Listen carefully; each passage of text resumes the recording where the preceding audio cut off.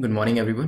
Current affairs through MCQ की series में 29 अगस्त पे हम पहुंच चुके हैं और यहाँ पे द हिंदू और पीआईबी के जो करंट अफेयर्स हैं वो हम कवर करेंगे एमसीक्यू के through. This is brief introduction about me. My name is Prince Luthra, all India rank 577। और शुरुआत करेंगे कोटेशन के साथ। Discipline is choosing what you want now and what you want most. तो यहाँ पे दो वर्ड्स जो इंपॉर्टेंट है वो नाउ और मोस्ट है। अब इसे यूपीएससी के अंदर आप कैसे अप्लाई करेंगे, देखिए डिसिप्लिन का यहां पे मतलब बताया गया कि दो चीजों के बीच में हमेशा आपको चूज करना पड़ेगा। वो है एक ऐसी चीज जो आपको अभी चाहिए और एक ऐसी चीज जो आपको सबसे ज्यादा चाहिए। देखिए सबसे ज्यादा जो चीज चाहिए वो तो आपको पता है, UPSC, right. Now time to time ऐसा होगा जब आप अपनी इस एग्जाम की प्रिपरेशन कर रहे होंगे, बहुत सारी चीजें ऐसी आएंगी जो आपको आपका जो फोकस होता है उसको हटाने की कोशिश करेंगी। फॉर एग्जाम्पल कभी ऐसा लगेगा कि मैं आज का दिन मूवीज देख लेता हूं या फिर आईपीएल का मैच देख लेता हूं या फिर आज मैं बाहर मॉल में चला जाता हूं।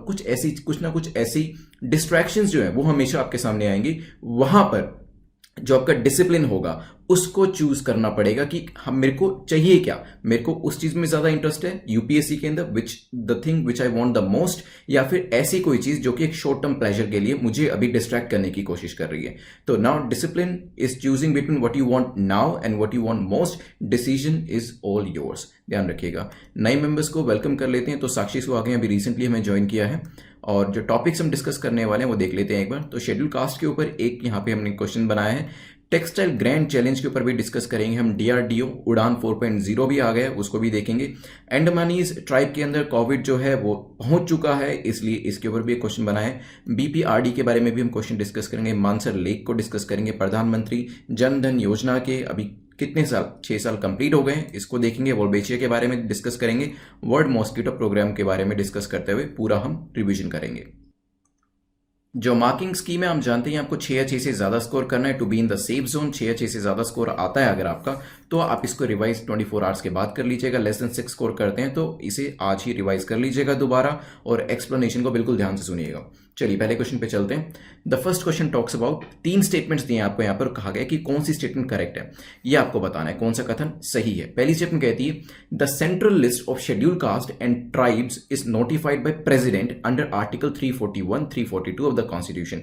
सेंट्रल लिस्ट जो एससी और एसटी की है उसको कौन नोटिफाई करते हैं, प्रेसिडेंट करते हैं, आर्टिकल 341 342 के हिसाब से हो सकता है। सेकंड स्टेटमेंट कहती है the consent of the parliament is required to exclude और include caste in the list.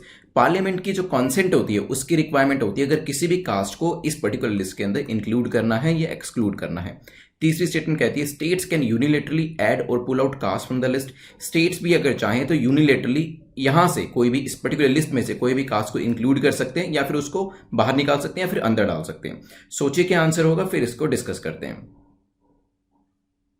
चलिए देखिए अभी रिसेंटली 5 जज बेंच ने सुप्रीम कोर्ट के एक यहां पे जजमेंट दी है जिसमें यह कहा गया कि अगर स्टेट्स चाहें तो सब क्लासिफाई कर सकते हैं सब कास्ट को, मतलब यहां पे कास्ट जो सेंट्रल लिस्ट के अंदर दी गई है उसको फर्दर क्लासिफाई करना है। तो ये जो राइट है ये पर्टिकुलर स्टेट्स को दिया गया है ताकि वीकेस्ट ऑफ द वीक को प्रेफरेंशियल ट्रीटमेंट दिया जा सके। तो मान लीजिए शेड्यूल कास्ट के अंदर भी सब क्लासिफिकेशन करना है यहां पर, तो इसका जो राइट है वो स्टेट्स के पास है ताकि ऐसी सब कास्ट जो अभी तक जिनको रिजर्वेशन के फ्रूट्स, रिजर्वेशन का बेनिफिट नहीं मिला है उस कास्ट में होने के बावजूद भी कि जिसको रिजर्वेशन का बेनिफिट मिलना चाहिए, तो वो जो कास्ट है ये सब कास्ट है वो आगे आ सके, ये बेनिफिट जो है वो दिया गया है। जस्टिस मिश्रा ने यहां पर ये जो जजमेंट है उनके अंदर दी गई है। और जब लोगों ने क्वेश्चन पूछा कि इससे ये नहीं होगा कि क्योंकि स्टेट्स को राइट नहीं दिया गया कोई भी नई कास्ट को ऐड करने का या निकालने का, तो उनका बहुत अच्छा सा लॉजिक ये था कि यहां पर उनको कहीं पे भी कास्ट को निकालने का राइट नहीं दिया जा रहा है, बस सब क्लासिफिकेशन करने का राइट उनको दिया जा रहा है।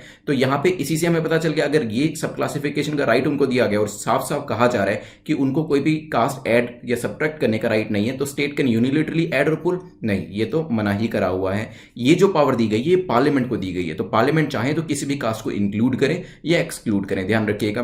और जो ये लिस्ट नोटिफाई करी जाती है प्रेसिडेंट ऑफ इंडिया के द्वारा करी जाती है अंडर आर्टिकल 341 एंड आर्टिकल 342, ध्यान रखिएगा। तो हमारा आंसर हो जाएगा ए is the correct answer.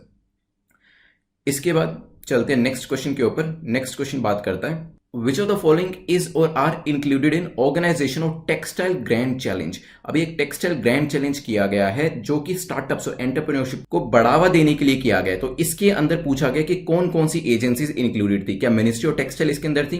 What about national jute board, DPIIT that is department of promotion of industrial and industry trade. सोचिए क्या आंसर होगा, फिर डिस्कस करते हैं।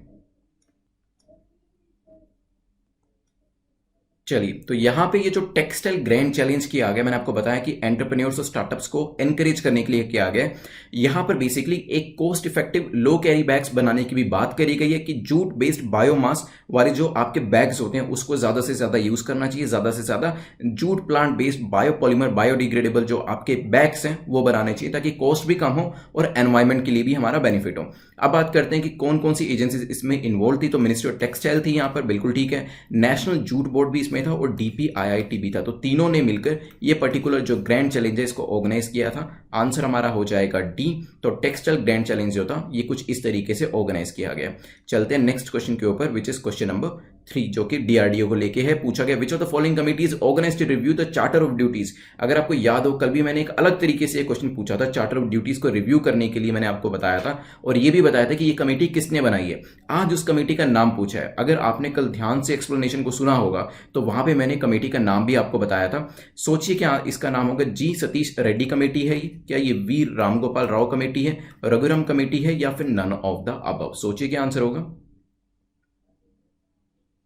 चलिए, तो मैंने आपको लास्ट टाइम बताया था कि DRDO के अंदर जो लैब्स हैं उनका आपस में काम का ओवरलैप ना हो, इस वजह से ये रिव्यू जो है चार्टर ऑफ ड्यूटीज का रिव्यू करना काफी जरूरी था। इसी वजह से जो IT के हेड हैं वी राम गोपाल राव, इनके अंडर में ये कमेटी बनाई गई है। Therefore the name of the committee is V Ram Gopal Rao committee. कल जो क्वेश्चन पूछा था वो ये था कि ये बनाई किसने, तो यहाँ पे DRDO के जो हेड थे G सतीश रेड्डी, उन्होंने ये कमेटी बनाई है। तो हमारा आंसर यहाँ पे क्या हो जाएगा, B will be the answer. इससे होगा क्या, DRDO की जो लैब्स हैं वो एक दूसरे के साथ इंटीग्रेशन में काम करें, ना कि एक ही जैसा काम सारी लैब्स कर रही हैं और इंटीग्रेशन और कॉपरेशन वहां पे नहीं देखने को मिल रहा है। उस चीज से बचने के लिए किया जा रहा है। कमेटी जो कॉन्स्टिट्यूट करी है मैंने बता दिया, G सतीश रेड्डी ने करी है जो कि सेक्रेटरी रह चुके department of defence research and development के, at the same time chairman DRDO के। लेकिन अभी कमेटी किसके अंडर में है, वी राम गोपाल राव, और कमेटी का नाम भी जो हेड होगा उनके नाम पे होगा। ठीक है, ध्यान रखिएगा। चलते हैं नेक्स्ट क्वेश्चन के ऊपर।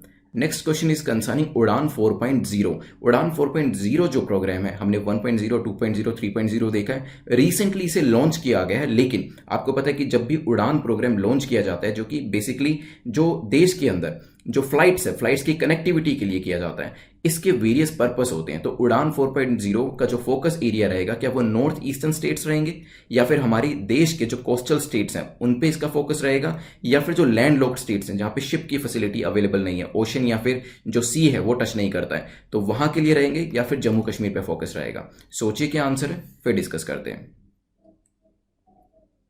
चलिए, तो रीजनल कनेक्टिविटी स्कीम उड़ान, जिसकी फुल फॉर्म है उड़े देश का आम नागरिक, इसको लॉन्च किया गया। 3 सक्सेसफुल राउंड जो है वो ऑलरेडी करे जा चुके हैं और 4th राउंड के अंदर जो फोकस रहेगा रीजनल कनेक्टिविटी का वो नॉर्थ ईस्टर्न स्टेट्स पे रहेगा। 78 न्यू राउट्स जो हैं इसके अंदर खोजे जाएंगे। तो यहाँ पे हमारा आंसर होगा ए।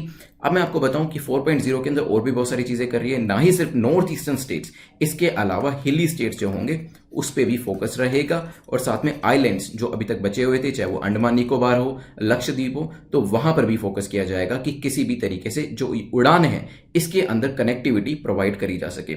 यहां पर उड़ान 4.0 के अंदर हेलीकॉप्टर ऑपरेशंस जो है, सी प्लेन्स, इसको भी इनकॉर्पोरेट किया जाएगा। तो एक एक्स्ट्रा चीज इसके अंदर ऐड करी जा रही है, ध्यान रखिएगा। आपको पता है कि वाइबल गैप फंडिंग जो है वो यूज करी जाती है इस पर्टिकुलर स्कीम के लिए, ये भी ध्यान रखिएगा अगर मेंस में कहीं आपको लिखने को मिलता है तो। चलिए नेक्स्ट क्वेश्चन पे चलते हैं जो कि ग्रैंड अंडमानीज को लेकर है। मैंने आपको बताया कोविड का जो कहर है वो अंडमान तक पहुंच चुका है, और 5 members of great Andamanese tribe जो है ये भी कोविड-19 पॉजिटिव टेस्ट हो चुके हैं, और इसी वजह से हमने क्वेश्चन बनाया क्या ये एक PVTG है, पर्टिकुलरली वल्नरेबल ट्राइबल ग्रुप है। अभी अपने कुछ दिन पहले PVTG के बारे में उड़ीसा में एक और पर्टिकुलर ट्राइब का नाम बताया था, अगर आपको याद है वो कमेंट सेक्शन में उसके बारे में जरूर लिखिएगा। दे स्पीक जेरू डायलेक्ट, वो जेरू डायलेक्ट का यूज करते हैं आपस में बात करने के लिए। सोचिए क्या आंसर होगा, फिर डिस्कस करते हैं। चलिए, तो अगर ग्रेट अंडमानीज की बात करते हैं, 5 लोग यहाँ पे कोविड पॉजिटिव हुए हैं। Yes, it is a particularly vulnerable tribal group. अब हम बार बार पीवीटीजी की बात करते हैं। आप बताइए पीवीटीजी का मतलब क्या होता है, एक लाइन में मुझे कमेंट सेक्शन में बताइएगा। ये भी हमने चीज डिस्कस करी हुई है पुराने वीडियोज में, लेकिन अगर आपको याद है तो प्लीज बताइएगा। दे स्पीक जेरू डायलेक्ट, तो सेकंड स्टेटमेंट भी ठीक है। Yes, they are PVTG as well as जो है जेरू डायलेक्ट जो है उसको वो बातचीत में यूज करते हैं। आंसर हमारा हो जाएगा सी। सी इज द करेक्ट आंसर। दोनों स्टेटमेंट्स हमारी यहां पर करेक्ट है ग्रेट अंडमानीज को लेके। 5 ऐसी पीवीटीजीज हैं जो कि अंडमान में रिसाइड करती हैं। तो ग्रेट अंडमानीज तो हमने देख लिया, साथ में जारवाज के बारे में आपने सुना होगा। ओंजिस ट्राइब भी is a PVTG tribe. Then Shompens जो है वो भी एक पीवीटीजी ट्राइब है। एंड देन नॉर्थ सेंटिनलीज है, वो भी एक पीवीटीजी ट्राइब है, ध्यान रखिएगा। चलिए, नेटमो की एक स्पेक्ट्रम एमसीक्यू की सीरीज है और एक लक्ष्मीकांत एमसीक्यू की सीरीज है, जिसमें पूरी बुक को हमने काफी सारे लेक्चर में अलोंग विद द क्विजेस, जिसमें आप वीडियो देख सकते हैं और अपने क्विजेस को भी प्रैक्टिस कर सकते हैं, वो यहाँ पे प्रिपेयर करिए, जो आपको प्रीलिम्स में काफी हेल्प करेगी। इसका जो लिंक है नीचे डिस्क्रिप्शन में दिया गया, तो आप वहां पे जाके exam.netmoc.com पे इसे जाके प्रैक्टिस कर सकते हैं, ताकि प्रीलिम्स में आपका एक भी क्वेश्चन ना छूटे हिस्ट्री और पॉलिटी सेक्शन से। चलिए नेक्स्ट क्वेश्चन पे चलते हैं। Next question is concerning BPRD, bureau of police research and development को लेके ये क्वेश्चन है। इसमें ये चीज ध्यान रखिएगा कि बीपीआरडी के ऊपर क्वेश्चन आने के चांसेस काफी ज्यादा होते हैं, क्योंकि अभी बीपीआरडी जो है अपनी यहां पे गोल्डन जुबली को सेलिब्रेट कर रहा है, और अभी रिसेंटली उसने 28 अगस्त को ही किया है। और जब भी कोई ऑर्गेनाइजेशन अपनी सिल्वर जुबली, गोल्डन जुबली जो है वो सेलिब्रेट कर रही होती है, तो क्वेश्चंस काफी इंपॉर्टेंट हो जाते हैं उस एरिया से। तो यहां पे बीपीआरडी के बारे में 3 स्टेटमेंट्स हैं। पहली कहते हैं it emerged through a resolution of MHA, ministry of home affairs के रेजोल्यूशन से ये अमर्ज हुई है, ये बीपीआरडी हो सकता है। The bureau was initially started with 2 division, that is research publication and stats division, साथ में ही ट्रेनिंग डिवीजन। जब ये पर्टिकुलर ब्यूरो बनाया गया था 2 डिवीजन थे इसके अंदर, पहला बताया है रिसर्च का, दूसरा बताया ट्रेनिंग का। इन 1973 डेवलपमेंट डिवीजन भी इसके अंदर ऐड कर दिया, जो कि गौर कमेटी थी तब की, उसने रेकमेंड किया था। सोचिए क्या आंसर होगा, फिर डिस्कस करते हैं। चलिए देखिए, अगर इसके इमरजेंसी की बात करी जाए तो यस, रेजोल्यूशन जो कि एक एमएचए ने, मिनिस्ट्री ऑफ होम अफेयर्स ने पास किया था, उसके थ्रू ये जो बीपीआरडी है ये निकल के आया था। पहली स्टेटमेंट ठीक हो जाती है। सेकंड स्टेटमेंट क्या है, इसके अंदर 2 डिवीजन थे। यस, ब्यूरो के पास इनिशियली 2 डिवीजन थे, आज के टाइम में 3 डिवीजन है, लेकिन इनिशियल जो 2 डिवीजन थे इसके अंदर रिसर्च का था, बिल्कुल ठीक है, लेकिन ट्रेनिंग का तब नहीं था। इनिशियली डेवलपमेंट डिवीजन इसके अंदर हुआ करता था, तो इसी वजह से सेकंड स्टेटमेंट इनकरेक्ट हो जाती है। और तीसरी स्टेटमेंट जो है 1973 की बात करें तो गौर कमेटी ने कहा था कि एक ट्रेनिंग डिवीजन जो है वो इसके अंदर ऐड करो, तो इसी वजह से तीसरी स्टेटमेंट भी हमारी इनकरेक्ट हो जाती है। ओनली फर्स्ट स्टेटमेंट जो हमारी है वो करेक्ट है, ध्यान रखिएगा। आंसर ए हो जाएगा। ट्रेनिंग का जो मॉड्यूल था, ट्रेनिंग का जो डिवीजन था वो बाद में ऐड हुआ था, डेवलपमेंट डिवीजन जो था ऑलरेडी एडिड था, और ट्रेनिंग डिवीजन जो ऐड भी करी गई थी गौर कमेटी की रेकमेंडेशन की वजह से करी गई थी, ध्यान रखिएगा। चलते हैं इससे आगे, bureau of police research development question काफी इंपॉर्टेंट हो जाता है, और ये चीजें हम ऑलरेडी डिस्कस कर चुके हैं जो इस स्लाइड पे दी गई है, इसलिए हम आगे मूव ऑन करेंगे।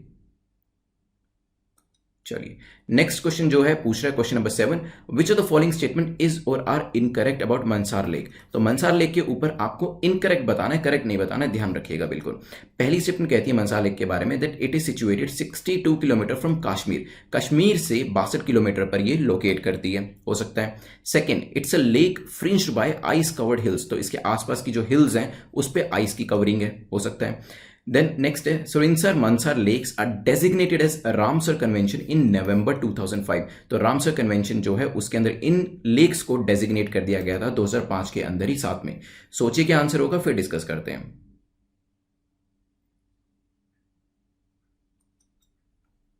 चलिए देखिए, क्वेश्चन इसलिए था क्योंकि मिनिस्टर ऑफ स्टेट जो कि प्राइम मिनिस्टर ऑफिस में रहते हैं, उन्होंने रिव्यू किया है कॉम्प्रिहेंसिव मंसार को रेजुविनेट करने का प्लान, कि किस तरीके से इस पर्टिकुलर लेक को डेवलप किया जा सकता है, रेजुविनेट किया जा सकता है, ब्यूटीफाई किया जा सकता है, ताकि यहाँ पे वाटर स्पोर्ट्स जैसी एक्टिविटीज हो और जो आपका टूरिस्ट है वो इस पर्टिकुलर लेक की वजह से अट्रैक्ट हो और यहाँ पर आए।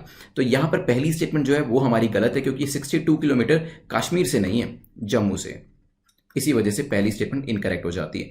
क्या इसके आसपास आइस कवर्ड हिल्स हैं, तो ये स्टेटमेंट भी गलत है, क्योंकि इसके आसपास आइस कवर्ड हिल्स नहीं है। अगर मैं आपको अभी फोटो में दिखाऊंगा तो आपको दिखेगा कि फॉरेस्ट एरिया जैसा है, काफी ज्यादा वेजिटेशन आपको दिखाई देगा, आइस नहीं दिखाई देगी, तो सेकंड स्टेटमेंट भी इनकरेक्ट हो जाती है। लेकिन अगर हम सुरिनसर मंसार की बात करें तो यस, रामसर कन्वेंशन के अंदर इसे डेजिग्नेट किया गया नवंबर 2005 के अंदर, तीसरी स्टेटमेंट गलत है, लेकिन हमें इनकरेक्ट बतानी थी क्योंकि पहली और दूसरी स्टेटमेंट इनकरेक्ट है। आंसर हमारा हो जाएगा बी। अभी मैं आपको दिखा देता हूं, कुछ इस तरीके से दिखती है। तो यहाँ पे आइस आपको नहीं दिख रही होगी, ज्यादातर आपको यहाँ पे वेजिटेशन जो है इसके चारों तरफ दिखाई दे रहा है मंसार लेक। तो यहाँ पर स्पोर्ट्स एक्टिविटीज चलाने की बात करी गई है कि कैसे सोशियो इकोनॉमिक डेवलपमेंट जो है जम्मू रीजन का, इसके थ्रू इंप्रूव किया जा सकता है, क्योंकि काफी ज्यादा पोटेंशियल है इस पर्टिकुलर एरिया की, क्योंकि यहाँ पे एडवेंचर स्पोर्ट्स, इको टूरिज्म किया जा सकता है, साइट सीइंग करी जा सकती है, वाइल्ड लाइफ प्रिजर्वेशन के लिए भी काफी इंपॉर्टेंट जगह है, ध्यान रखिएगा। चलते हैं 8th क्वेश्चन के ऊपर, जो कि प्रधानमंत्री जन धन योजना को लेकर है। मैंने आपको बताया था कि 2014 में, मुझे अच्छे से याद है, that was the year I gave my exam, तो तब इसको लॉन्च किया गया था और अभी इस पूरी स्कीम को 6 साल हो गए हैं और इसी वजह से इस पे न्यूज थी, आर्टिकल था और यहाँ पे क्वेश्चन बनाया गया। प्रधानमंत्री जन धन योजना के बारे में पूछा गया। It's a national mission for financial inclusion to ensure access to financial services. तो ये एक नेशनल मिशन है फाइनेंशियल इंक्लूजन का, ताकि फाइनेंशियल सर्विसेज दी जा सके, हो सकता है। Universal access to banking service is one of the basic pillars. तो इसमें मैं आपको बताऊं काफी सारे पिलर्स थे, जिसमें से एक बेसिक पिलर बता रखा है कि यूनिवर्सल एक्सेस टू बैंकिंग हो सकता है। It's focus is on every house hold. इसका जो फोकस है वो एवरी हाउस होल्ड पे है। सोचिए क्या आंसर होगा, करेक्ट बताना है, इनकरेक्ट नहीं बताना है आपको। चलिए, तो यहां पे 6 साल सक्सेसफुल इंप्लीमेंटेशन के हो गए हैं प्रधानमंत्री जनधन योजना को। तो यस, सब जानते हैं कि ये फाइनेंशियल इंक्लूजन के लिए स्टार्ट करी गई थी, तो पहली स्टेटमेंट काफी आसान थी मार्क करना। और यूनिवर्सल एक्सेस जो है इसके 6 पिलर्स में से एक पिलर्स था, बाकी के पिलर्स मैं आपको दिखाऊंगा कौन कौन से हैं, लेकिन फोकस इसका एवरी हाउस होल्ड नहीं है। एक देयर वाज अ टाइम जब एवरी हाउस होल्ड इसका फोकस हुआ करता था, लेकिन अब नहीं है, अभी है एवरी अनबैंक्ड इंडिविजुअल। तो जो भी इंडिविजुअल अनबैंक्ड है, जिसका बैंक खाता ही नहीं है, तो वहां पर फाइनेंशियल इंक्लूजन कैसे लेके जाया जा सकता है, उसको बैंक के अंदर, बैंक की फैसिलिटीज के अंदर कैसे इन्वॉल्व किया जा सकता है, दैट इज द फोकस। ये फोकस शिफ्ट हो गया था 2018 के आसपास। तो आंसर हमारा यहाँ पे बी हो जाएगा, B is the correct answer. कुछ और चीजें देख लेते हैं। तो ये मैं मॉडिफिकेशन की बात कर रहा था, तो अभी जो इसका फोकस है वो है एवरी अनबैंक्ड अडल्ट। तो every unbanked adult is the focus. कभी एक टाइम था जब एवरी हाउस होल्ड इसका फोकस हुआ करता था। Then free accidental insurance cover जो रुपे कार्ड पे दिया जाता था, वो भी 1 लाख से 2 लाख कर दिया गया था। ये भी एक और मॉडिफिकेशन किया गया था। और मुझे याद है जब ये स्कीम आई थी, ओवरड्राफ्ट की जो फैसिलिटी थी वो 5,000 की थी, इसको भी यहां पर इंक्रीज करके 10,000 कर दिया गया था। इसके जो दूसरे पिलर्स हैं जो मैंने आपको बताया था, universal access to banking service, ये तो हमने अपने क्वेश्चन में ही डिस्कस किया है, करेक्ट है बिल्कुल। इसके अलावा creation of credit guarantee fund भी इसका एक पिलर है। देन फाइनेंशियल लिटरेसी भी इसका एक पिलर है। Pension scheme for unorganise sector भी इसका एक पिलर है। बेसिक सेविंग्स बैंक अकाउंट भी इसका एक पिलर है, along with the micro insurance. तो ये 6 पिलर्स जो हैं, अगर फाइनेंशियल इंक्लूजन को लेके मेंस के अंदर क्वेश्चन आता है, आप ये 6 पिलर्स लिखेंगे तो डेफिनेटली एग्जाम में मार्क्स अच्छे मिलने के उस पर्टिकुलर क्वेश्चन में आपकी प्रोबेबिलिटी बढ़ जाएगी। चलते हैं 9th क्वेश्चन के ऊपर। 9th क्वेश्चन बात करता है which of the following statement is और आर करेक्ट अबाउट वोल्बेचिया। वोल्बेचिया के ऊपर क्वेश्चन है, 3 स्टेटमेंट दे रखी है। वोल्बेचिया क्या है ये भी देखेंगे, बट पहली स्टेटमेंट कहती है Wolbachia are natural bacteria present in up to 60% of insects species including some mosquitoes. तो वोल्बेचिया जो है एक नेचुरल बैक्टीरिया होता है जो कि अधिकांश इंसेक्ट्स में होता है और इसको कई मॉस्किटोज में भी पाया गया है। Wolbachia is not usually found in Aedes aegypti mosquito. तो ये जो पर्टिकुलर एडीज मॉस्किटो होता है, इसके अंदर वोल्बेशिया जो है वो नहीं पाया जाता। Wolbachia is not safe for humans, animals and environment. ना ही ये ह्यूमंस के लिए और ना ही एनिमल्स और एनवायरमेंट के लिए सेफ है। सोचिए क्या आंसर होगा, फिर डिस्कस करते हैं।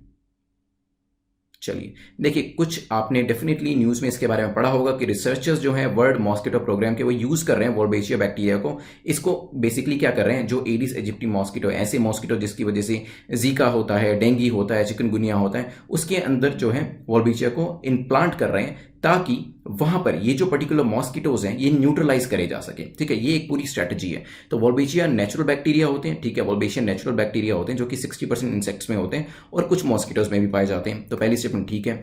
यहां पर अगर हम एडिस इजिप्टी जो कि बहुत खतरनाक मॉस्किटो है जिसकी वजह से आपको डेंगू होता है, उसकी बात करें तो yes, it is not usually found in this particular mosquito. Second statement भी हमारी सही हो जाती है। Is it safe for humans? Yes, अगर हम ह्यूमंस की बात करें, एनिमल्स की बात करें, एनवायरमेंट की बात करें तो उनके लिए बिल्कुल सेफ है।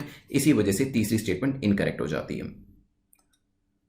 और क्योंकि वोल्बेशिया जो है आपके एडिस इजिप्टी मॉस्किटो जो कि बेसिकली डेंगू, चिकनगुनिया और येलो फीवर, जीका वायरस के लिए रिस्पॉन्सिबल है, उसके अंदर वोल्बेशिया नहीं है, तो यहां पे जानबूझ के वोल्बेशिया को इसमें इन्फेक्ट कराया जाता है इससे, ताकि डेंगू और दूसरी बीमारियां जो है वो ना फैलाई जा सके। क्योंकि एक बार अगर इस मॉस्किटो को वोल्बेशिया के साथ इन्फेक्ट करा दिया जाता है, ये बैक्टीरिया उसके अंदर इंट्रोड्यूस कर दिया जाता है, तो उसकी जो ये बीमारियां फैलाने की जो कैपेसिटी होती है वो ऑलमोस्ट खत्म हो जाती है। इसी वजह से वोल्बेशिया का यूज किया जाता है। और ये ह्यूमंस और एनिमल्स के लिए बिल्कुल सेफ है। आंसर हमारा हो जाएगा बी, क्योंकि पहली दो स्टेटमेंट्स ठीक है, तीसरी हमारी इनकरेक्ट है वॉल्बेशिया को लेकर, ध्यान रखिएगा। चलते हैं, वॉल्बेशिया एक बैक्टीरिया, ये भी ध्यान रखिएगा। लास्ट क्वेश्चन पे चलते हैं जो इसी से रिलेट करता है। The World Mosquito Program is a not for profit program. तो पहली बात तो सुन लीजिए कि ये नॉट फॉर प्रॉफिट प्रोग्राम है, लेकिन किस कंट्री में बेस करता है, ठीक है, ये बताइएगा। वर्ल्ड मॉस्किटो प्रोग्राम क्या इंडिया में बेस्ड है, यूएस के अंदर, ऑस्ट्रेलिया, साउथ अफ्रीका? सोचिए क्या आंसर है। चलिए, तो वॉल्बेशिया को तो हमने समझ लिया। अब यहां पे जो वर्ल्ड मॉस्किटो प्रोग्राम है, this is based in Australia. C is the correct answer, ध्यान रखिएगा इसके बारे में। चलिए, बहुत अच्छा ग्राफिक है, इसको एक बार समझ लीजिए। मान लीजिए कि यहाँ पे एक एडिस एजिप्टी मॉस्किटो है जो कि एक ऐसे इंडिविजुअल को बाइट करता है जिसको ऑलरेडी किसी भी तरीके की प्रॉब्लम है, डिसीज है। तो यहाँ पर क्या होगा, ये कैरी करेगा इस डिसीज को, और जब ये दूसरे को बाइट करेगा, दूसरे इंडिविजुअल को, तो ये इस डिसीज को ट्रांसमिट करेगा दूसरे तीसरे के अंदर भी। लेकिन अगर वॉल्बेशिया जो होगा एडिस एजिप्टी मॉस्किटो के अंदर डाल दिया जाता है, और अगर वो डिसीज स्ट्रिकन इंडिविजुअल को बाइट भी करता है, लेकिन ये फिर दोबारा इसको ट्रांसमिट नहीं कर पाएगा एक इंडिविजुअल से दूसरे इंडिविजुअल तक। तो यहाँ पे कैरियर का जो काम है वो मॉस्किटो का रुक जाएगा अगर ये वॉल्बेशिया से इसको इन्फेक्ट करा दिया जाता है। तो यहाँ पे अब 10 क्वेश्चन हमारे कंप्लीट होते हैं, रिवीजन करते हैं 2 मिनट के अंदर, फिर क्वेश्चन ऑफ द डे देखेंगे, विनर ऑफ द डे देखेंगे, मार्क्स को डिस्कस करेंगे। चलिए, तो सबसे पहले हमने यहाँ पे SC ST की जो लिस्ट थी इसके बारे में बताया था कि प्रेसिडेंट जो है वो इसको नोटिफाई करते हैं 341 342 के हिसाब से। कॉन्सेंट जो होती है पार्लियामेंट की इसमें जरूरत होती है अगर किसी भी कास्ट को ऐड करना है या सब्ट्रैक्ट करना है, अदरवाइज नहीं की जा सकती। अभी जो 5 जज की बेंच की जो जजमेंट आई है वो भी हमने देखा था कि उसका इस पर क्या इंपैक्ट पड़ रहा है और क्या नहीं पड़ रहा है। स्टेट्स के पास अभी भी सब्ट्रैक्ट करने की पावर, ऐड करने की पावर जो है वो नहीं दी गई है। सब क्लासिफिकेशन जो है वो कुछ हद तक उनको बता दिया गया है ताकि वीकर सेक्शन, इवन जो रिजर्वेशन जहां पर दिया गया है जिस कास्ट के अंदर, वहां पर भी ऐसी कुछ सब कास्ट होंगे जिन तक नहीं पहुंच पा रहे होंगे रिजर्वेशन के बेनिफिट्स, वहां पर पहुंचाया जा सके। ये एक एफर्ट किया गया। फिर हमने टेक्सटाइल ग्रैंड चैलेंज के बारे में बात करी थी। तीनों ही ministry of textile, national jute board, DPIIT इसके अंदर इन्वॉल्व हैं ताकि जो नए एंटरप्रेन्योर्स हैं, स्टार्टअप्स हैं, वो जो लेस कॉस्ट के जो बैग्स हैं वो बनाए जा सके और एनवायरमेंट फ्रेंडली बैग्स बनाए जा सके। DRDO की यहाँ पे जो लिस्ट थी, लिस्ट ऑफ ड्यूटीज, उसको रिव्यू करने के लिए वी रामगोपाल राव कमेटी बनाई थी। किसने बनाई थी? डॉक्टर जी सतीश रेड्डी ने, ध्यान रखिएगा इसके बारे में। फिर हमने उड़ान 4.0 को डिस्कस किया था। नॉर्थ ईस्टर्न रीजन पे फोकस किया जा रहा है, साथ में ही जो हमारे हिमालयन स्टेट्स हैं उस पे फोकस किया जा रहा है, हिल स्टेट्स जो हमारे हैं उन पे फोकस किया जा रहा है, और साथ में आइलैंड यहाँ पे जो हमारे रीजन्स हैं जैसे अंडमान हो गया, लक्षद्वीप हो गया, उनके ऊपर भी फोकस किया जा रहा है। ग्रेट अंडमानीज में कोविड पहुंच चुका है, PVTG है, जेरू डायरेक्ट बोलते हैं, ध्यान रखिएगा। इसके अलावा बाकी सारी जो यहाँ पे ट्राइब्स हैं वो भी PVTG हैं, चाहे वो नॉर्थ सेंटिनलीज हो, ओंजीस हो, चारवास हो, शोम्पेन्स हो, ध्यान रखिएगा इसका। देन हमने इसके बाद डिस्कस किया था क्वेश्चन नंबर 6 जो कि BPRD को लेके है, मिनिस्ट्री ऑफ होम अफेयर्स के रेजोल्यूशन से बनाई गई थी। रिसर्च इसके अंदर एक पहले विभाग हुआ करता था और साथ में डेवलपमेंट भी इसके अंदर एक डिवीजन था, लेकिन ट्रेनिंग का जो था वो बाद में ऐड किया गया था गोर कमेटी की रिकमेंडेशन पे, ध्यान रखिएगा। BPRD ने अपनी गोल्डन यहाँ पे जुबली सेलिब्रेट करी है, इसी वजह से इस पे क्वेश्चन आने के चांसेस बन जाते हैं, ध्यान रखिएगा इसको भी। फिर हमने नेक्स्ट क्वेश्चन डिस्कस किया था जो कि मानसार लेक को था। यहाँ पर रामसर कन्वेंशन में डाला जा चुका है। चारों तरफ फ्रिंजेस में यहाँ पे आपको वेजिटेशन दिखाई देगा 62 किलोमीटर फ्रॉम जम्मू, और यहाँ पे कोशिश करी जा रही है कि यहाँ पे स्पोर्ट्स लेके आया जाए, water sports, adventure sports, eco tourism किया जाए, sightseeing, wildlife preservation, ये सब चीज़ें करी जाए। देन हमने प्रधानमंत्री जनधन योजना के 6 सालों पर ये क्वेश्चन बनाया था। फाइनेंशियल सक्सेस और इंक्लूजन के लिए ये किया गया था। यूनिवर्सल एक्सेस देने की बात करी गई है to every unbanked adult. 1 lakh से 2 लाख इंश्योरेंस किया गया था और ओवरड्राफ्ट की फैसिलिटी भी डबल कर दी गई है। यहाँ पे 6 इसके जो फैक्टर्स थे हमने यहाँ पे डिस्कस किए थे, जिसमें से एक हमने क्वेश्चन में भी डाला था, ध्यान रखिएगा इसको भी। इसके बाद हमने देखा था वॉल्बेशिया के बारे में। 60% इंसेक्ट स्पीसीज में होता है, जो एडिस एजिप्टिस है इसमें नहीं होता, इसको आर्टिफिशियली जो है इन्फेक्ट कराया जाता है। वॉल्बेशिया जो है सेफ है ह्यूमंस के लिए, एनिमल्स के लिए, एनवायरमेंट के लिए, बिल्कुल अच्छे से ध्यान रखिएगा। और ये जो हमने मॉस्किटो का वर्ल्ड मॉस्किटो प्रोग्राम था, ऑस्ट्रेलिया बेस्ड था। वॉल्बेशिया डालने का फायदा क्या होता है ये भी हमने इस पर्टिकुलर ग्राफिक के अंदर देखा था। 10 क्वेश्चन हमारे कंप्लीट होते हैं। क्वेश्चन ऑफ द डे देख लीजिए। पुली कलई क्या है आप मुझे एक लाइन में कमेंट सेक्शन में बताइएगा। और लास्ट टाइम जो क्वेश्चन पूछा था उसका करेक्ट आंसर दिया शोभना रतौरी ने। आप हमें netmockprep@gmail.com पे शोभना बता दीजिएगा कि आपको जो PDF चाहिए वो हिंदी में चाहिए या इंग्लिश में, और कमेंट सेक्शन में अपने मार्क्स जरूर लिखिएगा। अगर अपर 2 ब्रैकेट्स में मतलब 6 या 6 से ज़्यादा स्कोर है then you are in the safe zone, और आप कोशिश करिएगा 24 घंटे के बाद इसे रिवाइज करने की। लेस देन 6 स्कोर किया है आपने तो इसे आज ही रिवाइज कर लीजिएगा। और कोई भी डाउट है तो टेलीग्राम का लिंक नीचे डिस्क्रिप्शन में दिया गया है, उसमें आप मुझसे पूछ सकते हैं। You can subscribe this channel, bell icon को प्रेस कर दीजिएगा ताकि नोटिफिकेशंस आपको मिलते रहें। Thanks for watching, have a nice day.